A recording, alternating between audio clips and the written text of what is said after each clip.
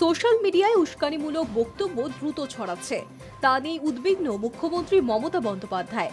Social মিডিয়ার content, বেড়ে চলা সাইবার ক্রাইম নিয়েও চিন্তিত তিনি। কঠোর আইন এবং নীতি প্রণয়নের দাবিতে স্বরাষ্ট্রমন্ত্রী অমিত শাহকে চিঠি দিলেন মুখ্যমন্ত্রী মমতা বন্দ্যোপাধ্যায়। তার দাবি, বিভিন্ন সোশ্যাল মিডিয়া প্ল্যাটফর্মে অনেক সময় এমন কন্টেন্ট ছড়ানো হচ্ছে যা আদপেই উস্কানিমূলক, বিভ্রান্তিকর। জাল ভিডিওর ঘনঘটাও দেখা যাচ্ছে সমাজ মাধ্যমের দেওয়ালে। অনেক ক্ষেত্রেই তার দ্বারা সমাজের কিছু অংশের মধ্যে অপরাধের প্রবণতা বাড়ছে। মুখ্যমন্ত্রীর দাবি, এমন অনেক কন্টেন্ট তৈরি হচ্ছে, এমন অনেক বিষয় ছড়িয়ে দেওয়া হচ্ছে যা সাম্প্রদায়িক সম্প্রীতির পক্ষে বিপজ্জনক। ধর্মীয় ভাবাবেগেও আঘাত লাগছে।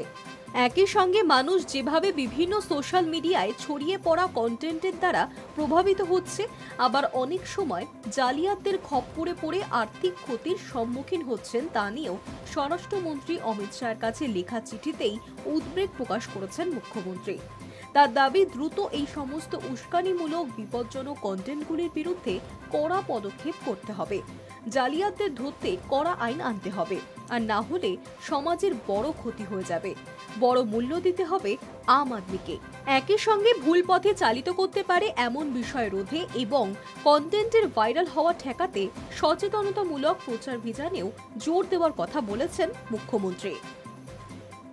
High News network.